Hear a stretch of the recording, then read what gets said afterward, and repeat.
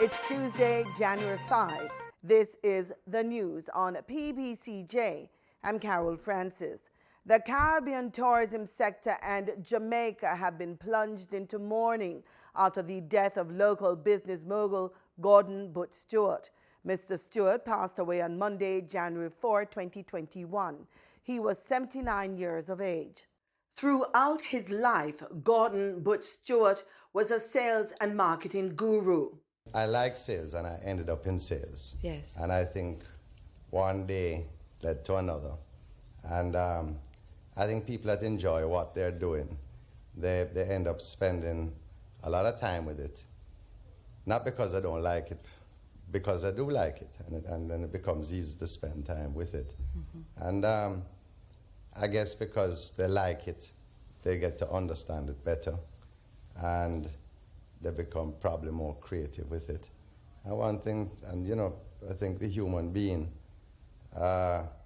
success breeds success because you feel confident with something, so you get better with it, and it makes you successful in little ways, and so which builds your confidence.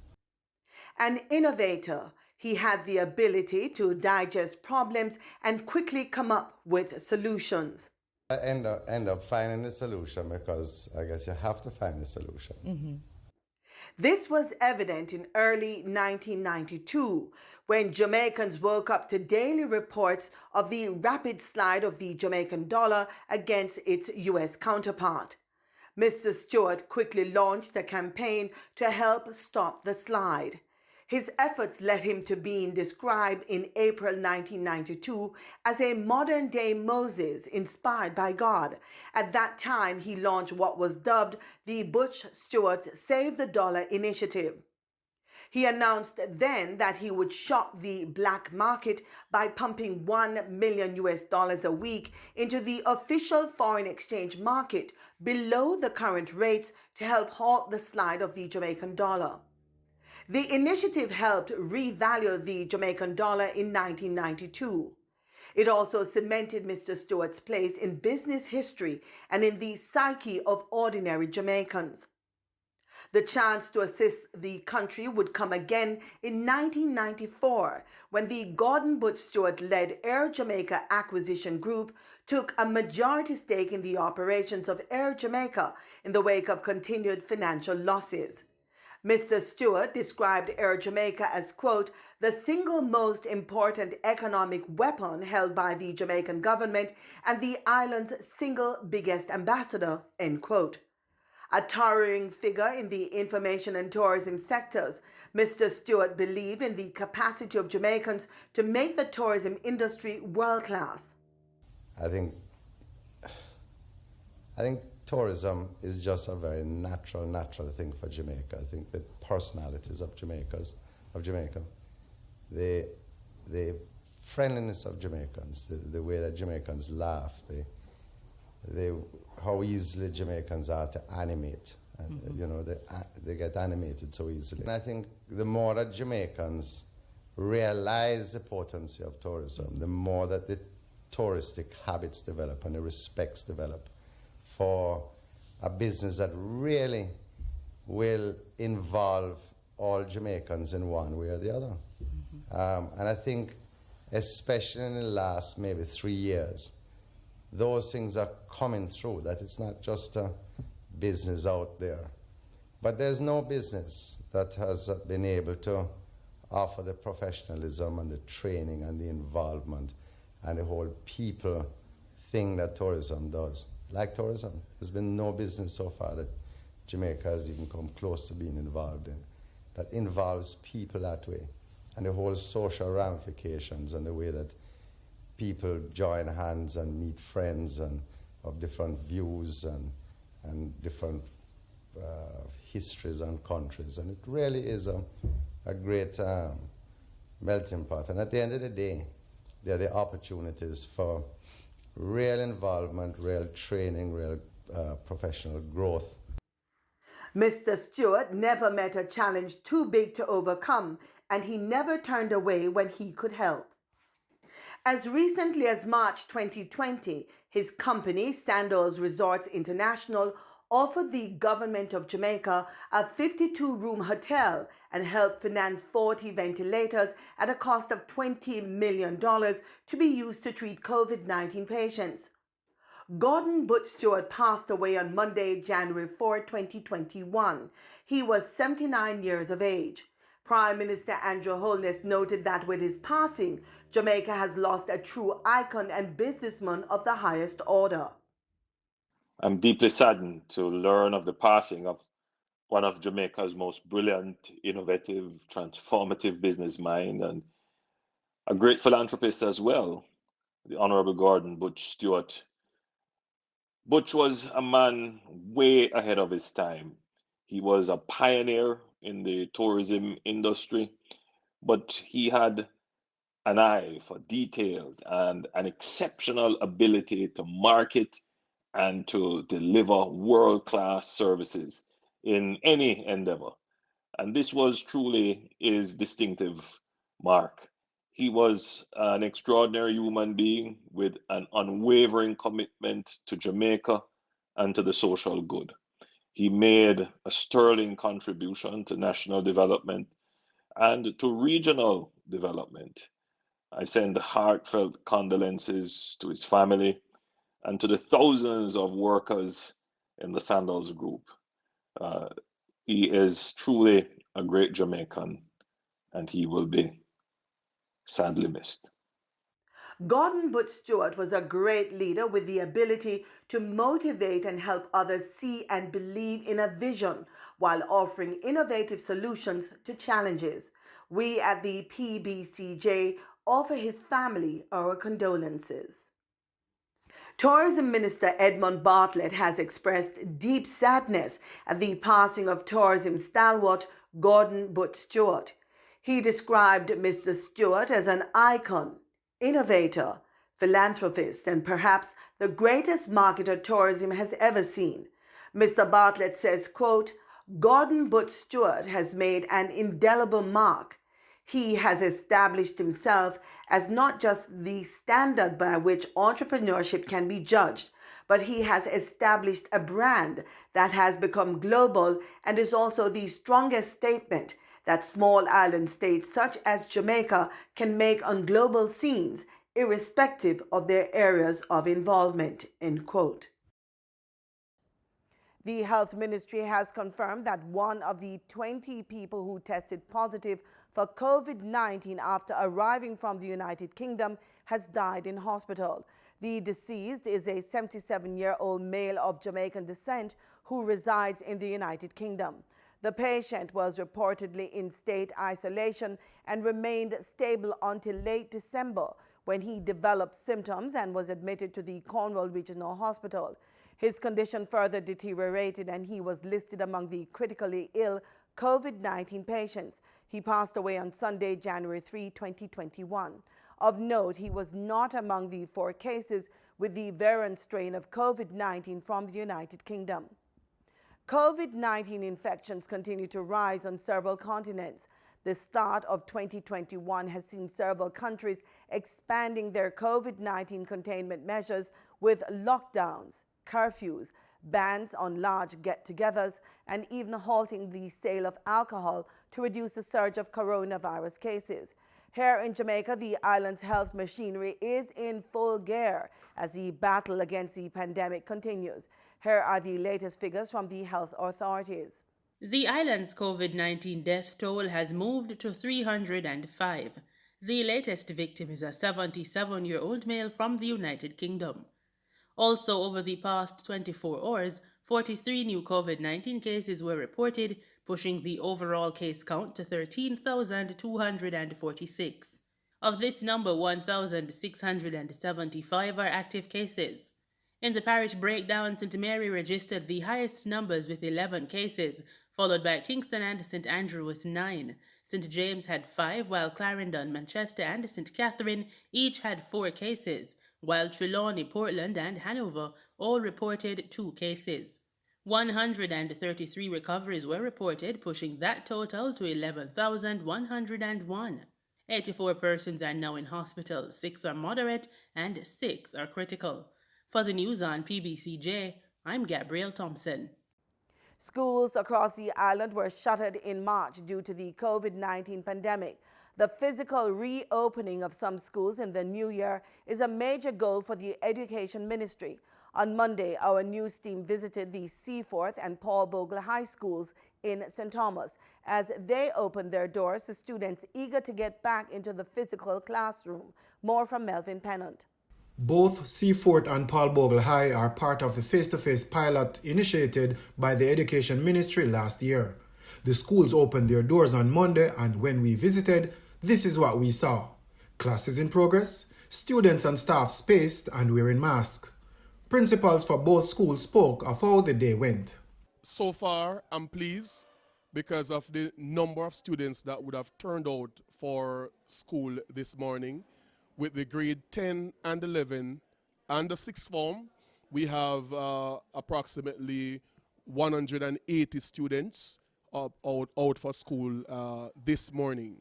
Also, the teachers' turnout is very good, and I can see also that the students are well pleased. They have been anticipating this moment, and also the teachers, they have been up and ready to get everything going. Today, our first day since the face-to-face teaching and learning process. Well, we're off to a very good start as a result of hard work and background preparation. So far, we have about 90 students turning out, and most of our teachers are here. And earlier we had a devotional exercise where the students were placed in the courtyard at 6 feet or more, and we went through the protocols. The face-to-face pilot represents part of the blended modality approach. We have in a blended modality whereby we have both face-to-face and the online teaching. When students are, for this week we'll be having only upper school, 10th grade, 11th grade and 12th grade students, and the lower school will stay home. While they're at home, they'll be engaged with the online learning. And we have decided to invite the upper school first as a result of the exit exam. We continue to have online classes too with the students. So those students who are from grade 7 to 9, they are presently continuing their online classes. And we will have the grade 10 to 13 until the next 2 weeks face-to-face. Melvin Pennant, PBCJ News. It's hard to put a price tag on the value of a bus that's reliable, cost-effective, and comfortable when work requires lengthy stretches of traveling on the road. For the Maroons of Accompong, the value is immeasurable. They have dreamt and lobbied for a long time to own their own bus to transport performers and citizens across the island to other Maroon villages. That dream became a reality on Monday, January 5, with the assistance of the Ministry of Culture, Gender, Entertainment and Sports. More from Marlon Samuels. Accompong performers will be traveling to and from other Maroon villages in a coaster bus donated by the Ministry of Culture. The keys to the bus were handed over to the Colonel of the Accompong Maroons, Ferran Williams, on Monday, January 4, 2021. On behalf of the Accompong Maroon, in fact the entire Maroon community in Jamaica, because this will transport people from the other 3 communities as well. You can rest assured that we will take the performance care. We will care it so much that you will give us another one to transport our children and just for the school purpose. As you say earlier, it's long in coming, but I know you deliver. And I remember when I spoke with you in 2017 at the Garden House, you take that letter to the Honorable Prime Minister, who say, well, it would be in your charge to deliver. You had come good with your promise. And again, I must say, rest assured that it will be taken, the best of care will be taken of it. And we will cherish and adore the memory of the Minister of Culture. The first Maroon Treaty was signed by the Leeward Maroon leader, Kodja, on March 1, 1739. Maroon communities operate as a country within a country. They have their own laws and their own leaders, who are referred to as colonels. On January 6, the Maroons will celebrate the 233rd anniversary of the signing of the treaty. The celebrations will be virtual due to COVID-19. COVID-19 has impacted tremendously on the celebrations where people from all over the world would come and enjoy. This time around, we can't have the large celebration, but we plan to celebrate virtually.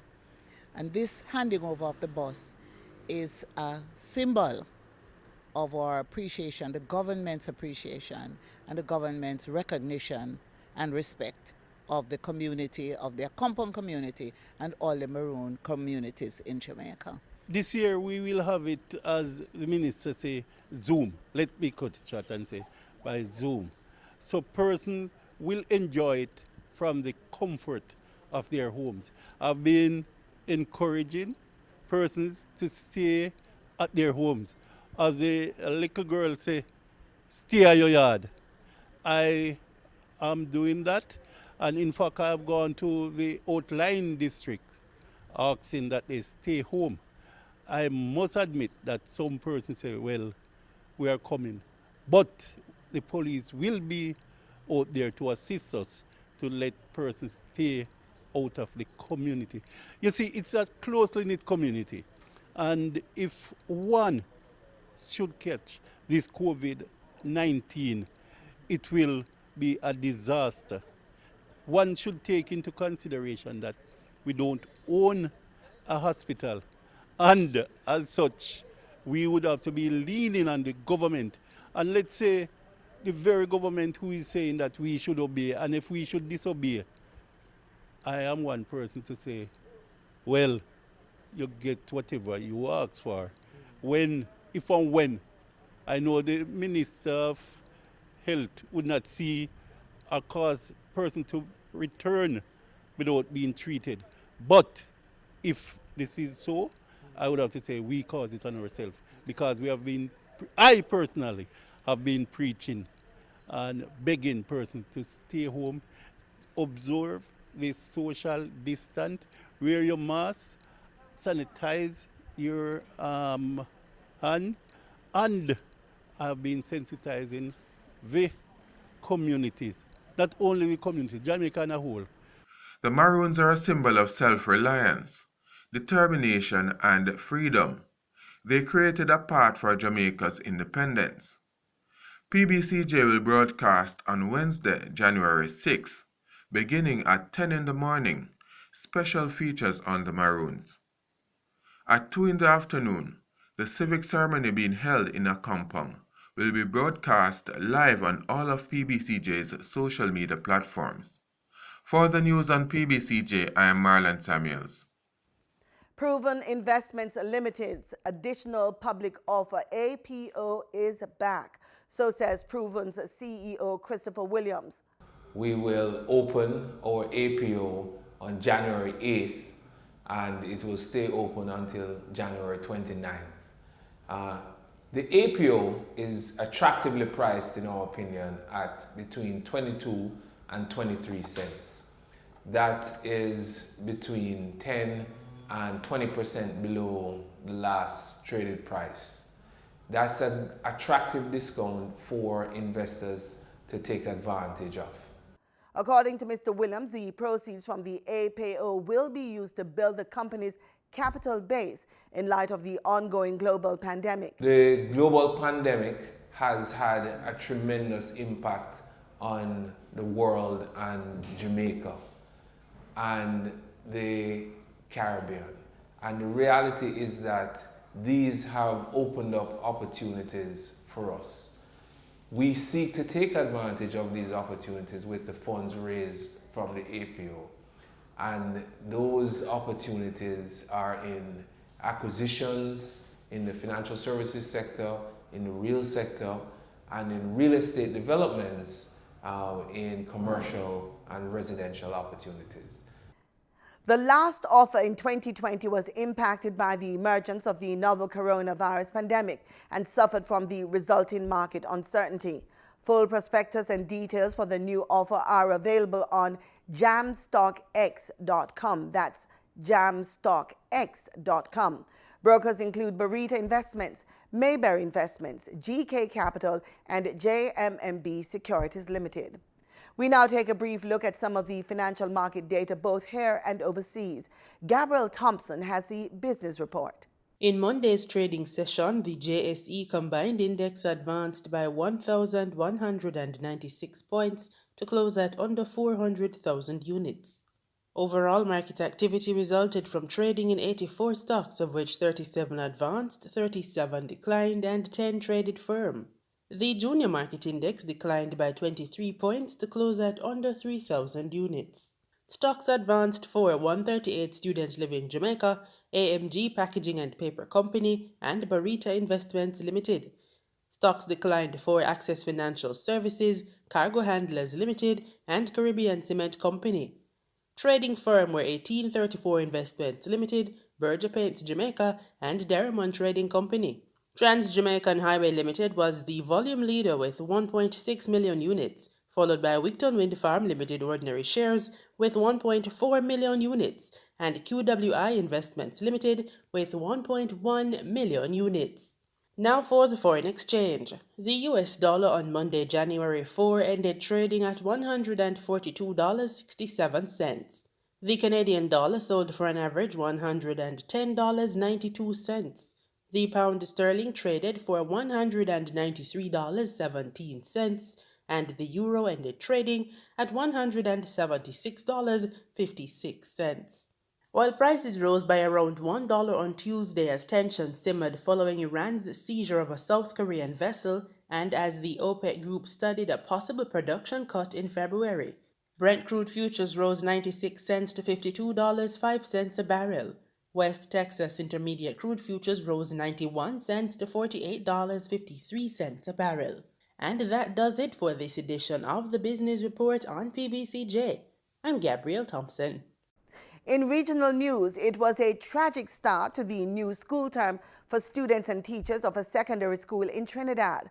This after news broke that a favorite teacher at the Preysal Secondary School was killed. A male relative is assisting police with their investigations into the matter. Crystal Williams has more in this report. Shock and outrage, glowing tributes and expressions of sadness filled the Facebook page of English language and literature teacher Suzette Sylvester, who was found dead on Monday morning at her home at Mauler Road Extension, Preysal. Fondly referred to as Susie and the teacher who treated her students as though they were her very own, the Preysal Secondary School teacher was remembered as a sweet lady, one who even welcomed students to her home to do their schoolwork. One former student told TTT News he and other classmates would often visit Miss Sylvester's home as she assisted with completing SVAs and gave extra lessons. She was a very nice teacher to us. She always tell us like we were family to her, and it was really good. But to tell you the truth, she was really nice to us, and anything if we had problems, to come and talk to her, and she was a big guidance to us. Pointing to the home of his former teacher, he recalled one time she even cooked and shared a meal with them. I went to school for my tab, and we come back, so I come and lie a little bit with them, and we cooked fish broth, and we made pizza. Who did that? Me, my friends, and Miss. Meanwhile, neighbors expressed shock that their sweet Susie was no more. A woman who only identified herself as Doris said Susie was known for waking up neighbors on mornings. She said Susie's murder has left an emptiness in the village. She used to have a sign, Suzette used to have a sign to wake up the neighborhood. When she wake up in the morning, sometime by 4, half 4 or so, going up to 5, she will start sneezing. Sneezing? Yeah, that was her allergy. She would start, achoo, achoo, about 6, 7 times study. I said, this is Susie's call to wake up the neighborhood. So that's normally every morning over here? That's right. And I didn't hear anything this morning. The murder teacher has left behind 2 young children. Police have a male relative in custody, assisting with their investigations. Crystal Wilson, TTT News. Over in the Bahamas, the Education Minister is defending the 2020 national examination results, declaring the process a resounding success. This despite the fact that fewer students took the exams and those who did sit them did not do well. Jasmine Brown reports. Pointed to the challenges that students and teachers faced last year, Education Minister Jeff Lloyd argued that the grading scale should be used as a measurement of positive achievement and not a pass-fail. This past December, the results of the national exams were released. And I declare unequivocally that the entire examination exercise was a success. It was worth the financial, emotional, mental, physical, and psychological costs. It was a remarkable accomplishment that has clearly disappointed a fair number of naysayers. When pressed on their assessment of the exams being a success, Assistant Director of Education Evelyn Sawyer said considering what students went through in 2020, it was remarkable that they were able to sit the exam. And so we really do not need to look at what, the grades that the children got, but we have to look at the resilience of our children and what they were able to accomplish. And this indicates that it was a success. Sawyer added that people tend to concentrate on the students who performed poorly, adding that the decrease is slight. When you consider the number of candidates who got grades A through D, there's very little difference between the percentages for the last 5 years. The results show that only 6% or 365 of the 6,073 students who sat the BGCSE in 2020 received at least a C grade in 5 or more subjects. That's compared to the 11.7% or 760 of the 6,454 students who did the same in 2019. But the minister argued that this represents just 6% of the overall candidature. Still, he said all students should be commended. Across the education system, in both independent and government schools, students achieve grades ranging from A to G, all markers of positive achievement. The education minister also pointed to improvements in multiple subjects, including auto mechanics, biology, bookkeeping and accounts, chemistry, and clothing construction. Reporting for our news, I'm Jasmine Brown. The Home Affairs Minister in Barbados has sought to assure the country that a situation at Her Majesty's Prison Dodd is under control. He delivered the update as government officials, including the Prime Minister, addressed the recent spike in COVID-19 cases at a national press conference. Over the last 2 days, COVID-19 cases in Barbados have jumped to 606. So far, 49 staff and 121 inmates at the penal facility, including 1 female prisoner, have tested positive for the viral illness. We've had the unenviable position where the top 5 in the prison, the top 5 officers in prison, are not at the site of the prison because they're either in quarantine or isolation. And the operational control of the prison has been passed to Major Cedric Proverbs from the Barbados Defense Force, who has been seconded from the BDF to the prison in the position of Assistant Superintendent of Prisons. So security operations continue at the prisons with a combined effort of prison staff, members of the Defense Force, and members of the Royal Barbados Police Force. And I want to thank the BDF and the police force for stepping up to assist us in managing the staff complement at the prison. I keep getting calls and questions as to if there's unrest at the prison. There is no. In sports, Jamaican assistant referee Nicholas Anderson has been given a historic appointment to officiate at the FIFA World Cup Championships. The tournament kicks off in Qatar on February 1. Mr. Anderson made history as the first Jamaican match official to be appointed to the World Club Championships to be held February 1 to 11. This will be the 17th installment of the FIFA-organized international club tournament between the winners of the 6 continental confederations as well as the host nations league champions. And that's our package. Join us again tomorrow, same time, same place, for more news and sports right here on PBCJ, the People's Station.